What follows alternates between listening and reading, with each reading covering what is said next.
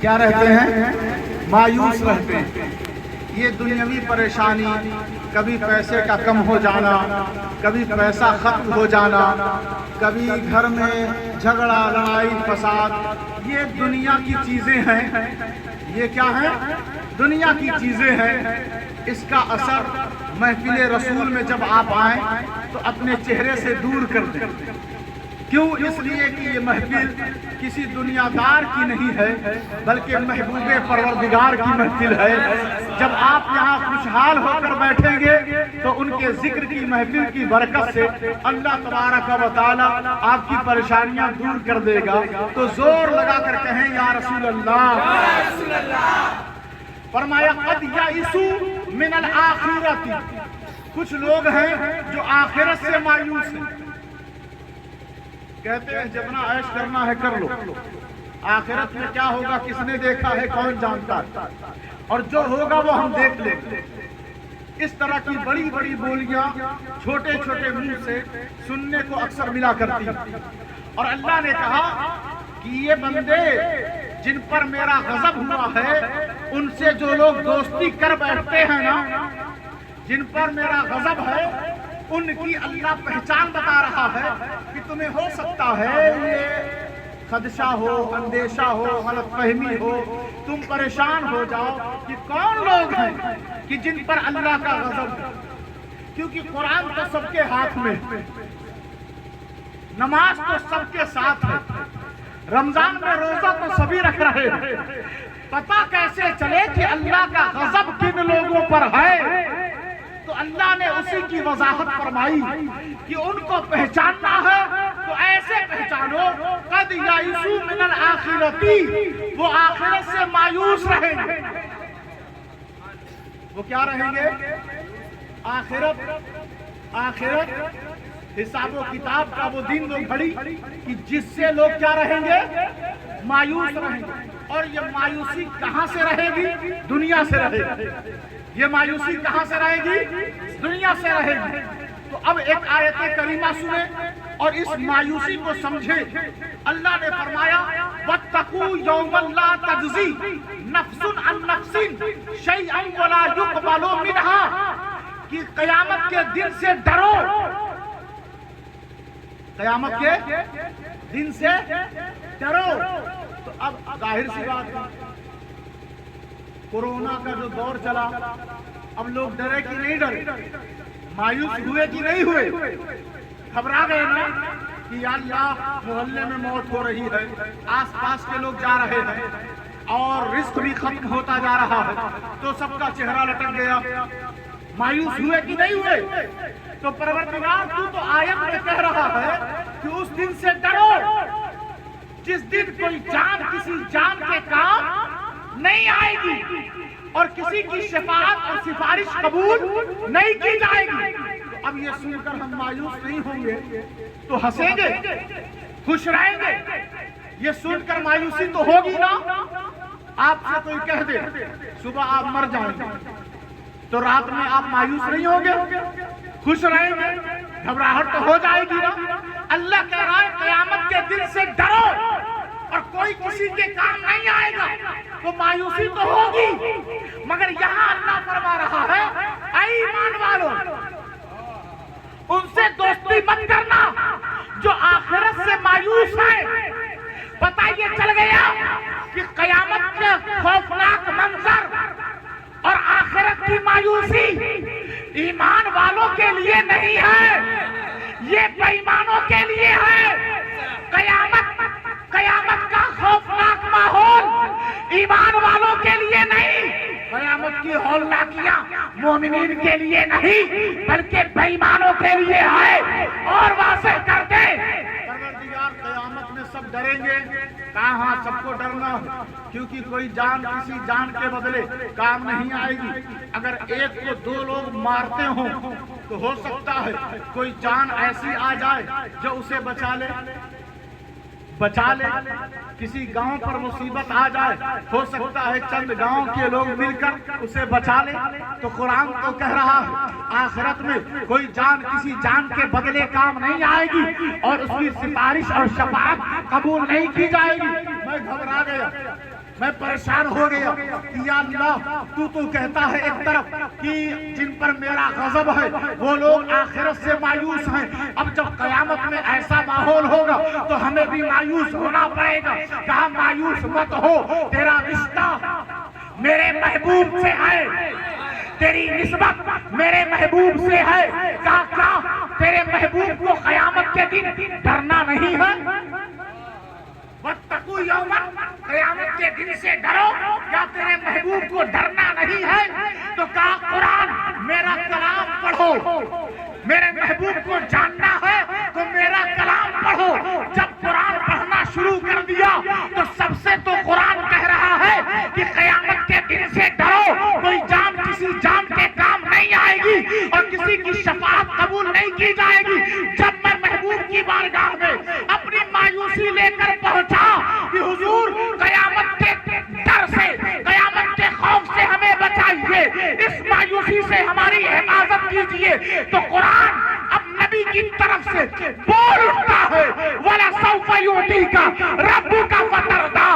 قیامت کے دن تو سب ڈرتے رہیں گے، لیکن محبوب میرا ایسا ہوگا کہ جس کے ہاتھ میں لواء الحمد ہوگا، جو مقام محمود پر ہوگا، اور رب کہے گا محبوب تیرا رب تجھے اتنا دے گا کہ تو راضی ہو جائے گا۔ پتہ چل گیا دوستو کہ وہ لوگ آخرت میں مایوس رہیں گے کہ جن پر اللہ کا غضب ہے۔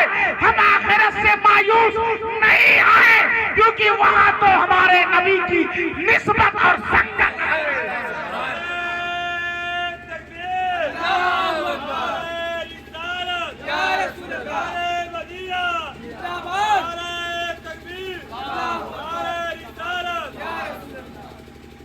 ان مایوسوں کو اب تو ہماری مایوسی دور ہو گئی کیونکہ حضور کی سفارش کام آئے گی۔ یہ آیت نبی کے دشمنوں کے لیے، یہ آیت اللہ کے غداروں کے لیے ہے، وفاداروں کے لیے نہیں ہے۔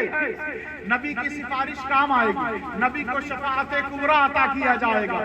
بس نبی نے یہ فرمایا ہے بکثرت السجود، کثرت سے سجدہ کر کے میری مدد کرتے رہو اور دنیا والوں کو بتاتے رہو کہ ہمارا رشتہ ہمارے نبی آقا سرکار دو عالم سے ہے۔ یہ رشتہ بتانے کے لیے نماز ہے۔ امتی اور نبی کا رشتہ بتانے کے لیے نماز ہے۔ امتی اور نبی کا رشتہ بتانے کے لیے روزہ، امتی اور نبی کا رشتہ بتانے کے لیے حج ہے، امتی اور نبی کا رشتہ بتانے کے لیے زکات ہے، امتی اور نبی کا رشتہ بتانے کے لیے قرآن کی تلاوت ہے، امتی اور نبی کا رشتہ بتانے کے لیے اللہ کی عبادت ہے، امتی اور نبی کا رشتہ بتانے کے لیے، یہ بتانے کے لیے کہ بندہ زمین پر ہے ضرور لیکن اس کا گھر جنت ہے، اس کا گھر جنت ہے۔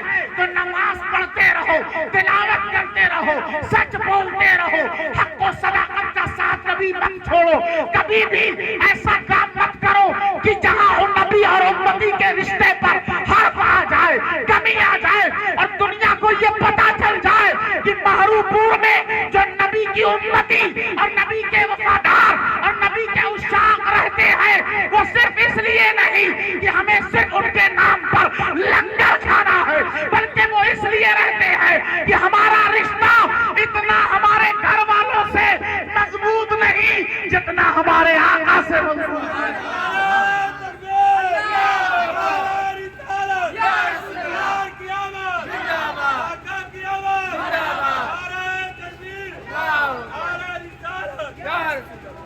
اب صاحب یہ آخرت والے مایوس لوگ چلے اور چلتے چلتے اللہ نے کہا اگر ایسے بھی سمجھ میں نہ آیا ہو کہ یہ مایوس لوگ کون لوگ ہیں تو کہا کما یئس الکفار، ان کی مایوسی اگر یہ اللہ کا غضب کافروں پر ہے اور کافر آخرت سے مایوس ہیں، اگر یہ بات ہوتی تو اللہ پھر یہ نہ فرماتا کما یئسل کفار، یہ لوگ ایسے مایوس ہیں جن پر اللہ کا غضب ہے، یہ لوگ ایسے مایوس ہیں جیسے کافر مایوس رہتے ہیں۔ بات سمجھے ہماری؟ یعنی یہ مایوسی کافروں کی نہیں بات ہو رہی ہے، کافروں کی مایوسی کی بات نہیں ہو رہی ہے۔ ہم مایوسی تو ان کی صفت ہے، مایوسی کافروں کی صفت ہے، لیکن یہاں بات جن پر اللہ کا غضب ہے یہ کافر مراد نہیں ہے، بلکہ ہم میں لوگ ہیں جو قرآن پڑھ رہے ہیں آخرت سے مایوس ہیں، نماز پڑھ رہے ہیں آخرت سے مایوس ہیں، روزہ رکھ رہے ہیں آخرت سے مایوس ہیں، حج کر رہے ہیں آخرت سے مایوس ہیں۔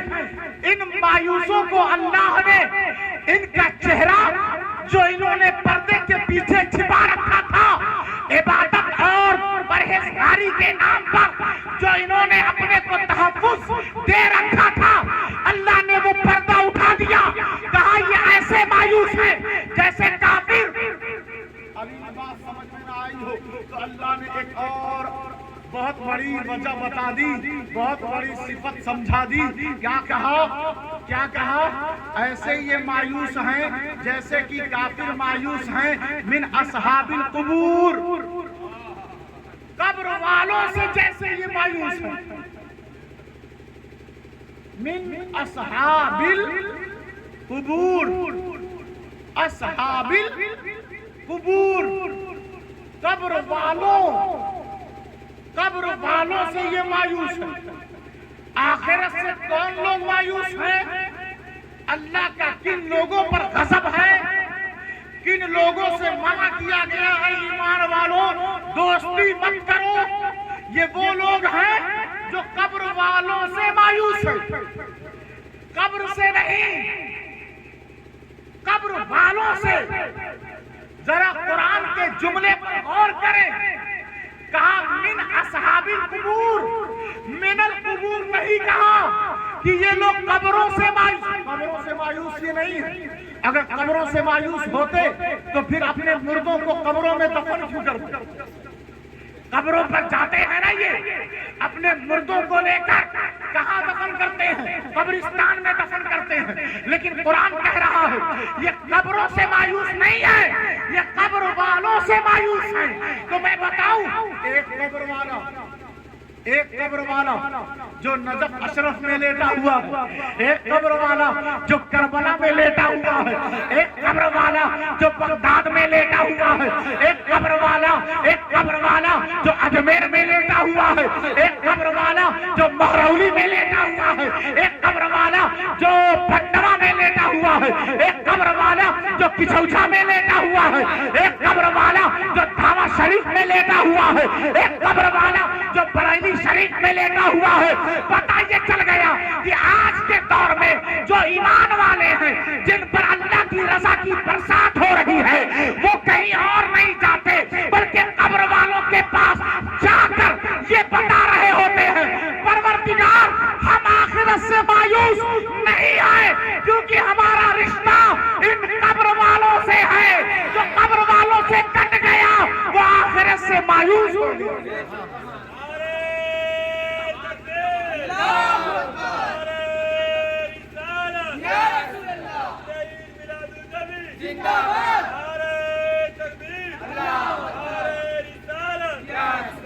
ہمیں قبر والوں کو نہیں بھولنا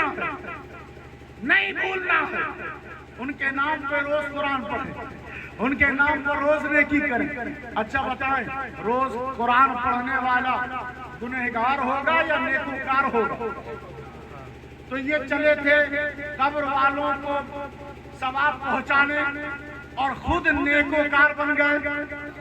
کتنا بڑا فائدہ ہے کوئی روز درود پڑھ کے قبر والوں کو بھیجے، تو وہ درود پڑھنے والا کیا رسول کا غدار ہوگا یا وفادار ہوگا؟ کیا روز نماز پڑھ کر اپنے مردوں کو بخشنے والا کیا وہ نیکوکار نہیں بنے گا؟ ارے اگر ایسے ہی ہم ایصال ثواب کرتے رہے اور ایصال ثواب کے وفادار ہو گئے تو ایک دن ہم بھی نیکوکار بن جائیں گے۔ بچے بچے نمازی ہو جائیں گے، بچے بچے تالیہ قرآن ہو جائیں گے، بچے بچے سچے ہو جائیں گے، ہمارا معاملہ، ہمارا سماج، ہماری سوسائٹی اسوہ حسنہ کا گلشن بن جائے گا۔ اللہ تبارک و تعالی اس پاکیزہ محفل کو قبول فرمائے اور مرحوم کی بخشش فرمائے۔ وما علینا